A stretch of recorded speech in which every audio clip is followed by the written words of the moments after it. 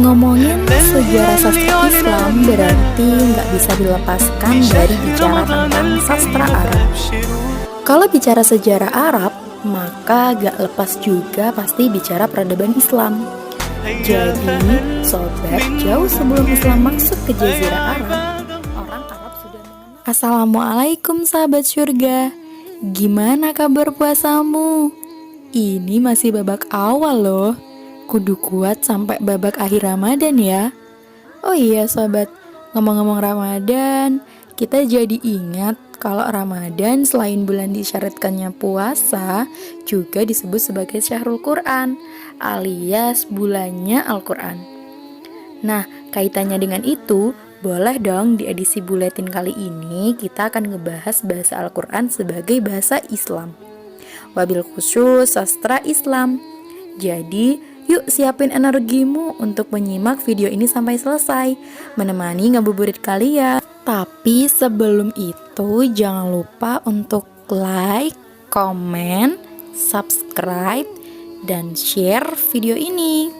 Dan jangan lupa untuk klik tombol loncengnya ya, agar kalian lebih awal mendapatkan info syiar Islam dari channel ini. Ngomongin sejarah sastra Islam berarti nggak bisa dilepaskan dari bicara tentang sastra Arab.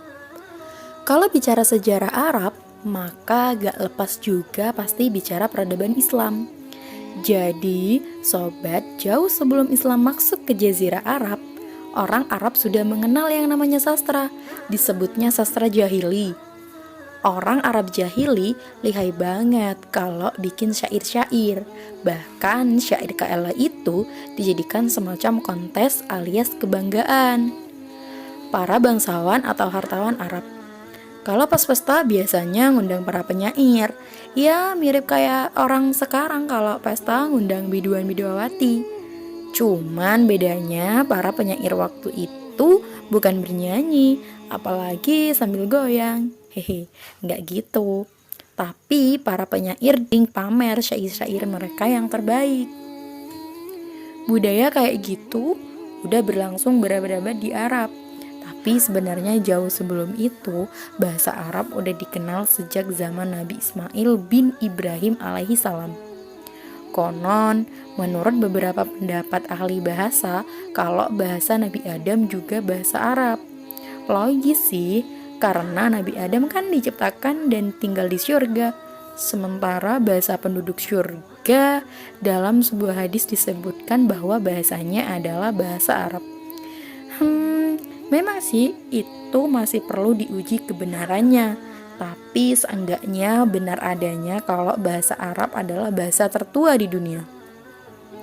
Hal itu cocok banget kalau teori para ahli bahasa, kalau bahasa bangsa-bangsa manusia di dunia ini membentuk rumpun-rumpun yang berasal dari satu kesatuan.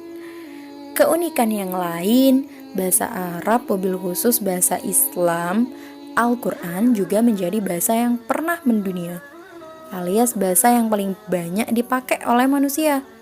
Apa argumentasinya?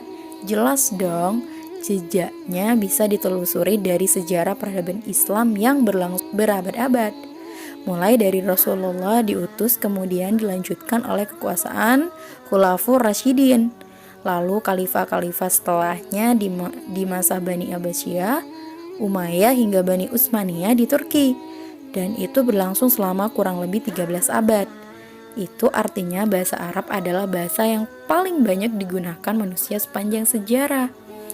Berarti itu mengalahkan posisi bahasa-bahasa lain di dunia. Misalnya bahasa Inggris. Ternyata bahasa Inggris bukan bahasa yang paling banyak digunakan manusia pada saat ini. Bahasa yang paling banyak dipakai manusia hari ini katanya bahasa Cina atau Mandarin. Tapi kalau kita hitung masa berlakunya, bukan atau belum berlaku selama satu kurun waktu. Artinya tetap aja bahasa Arab, bahasa yang paling banyak dipakai oleh manusia secara total. Nah, berdasarkan argumentasi di atas, kayaknya bukan berlebihan kalau bahasa Al-Quran, bahasa aslinya adalah bahasa Arab. Selain memang argumentasi pokoknya karena Al-Quran diturunkan kepada Rasulullah SAW yang orang Arab, Sehingga kita dapati hingga hari ini, otentitas alias keaslian Al-Quran bisa kita pertanggungjawabkan karena bahasa asli tempat diturunkannya Al-Quran, yakni Arab, tetap terjaga. Bangsanya tidak punah dan bahasanya masih kita kenali dan pakai sampai sekarang. Sastra Arab memasuki abad baru setelah masuknya Islam, setelah dikenalkannya bahasa Al-Quran yang dibawa oleh Al-Mustafa Rasulullah Muhammad SAW. Sontak saat itu ada sebagian besar masyarakat jahiliyah masih menyangkal kalau Al-Quran itu nggak ada bedanya dengan syair-syair bikinan orang Arab. Cuman bedanya Al-Quran ini bikinan Muhammad. Begitu pikir orang Arab jahiliyah saat itu. Tapi argumentasi itu dibantah langsung oleh Allah melalui firman-Nya. Muhammad tidaklah berbicara berdasarkan hawa nafsunya. Semua itu adalah wahyu yang disampaikan kepadanya. Quran Surat An-Najm ayat 3-4.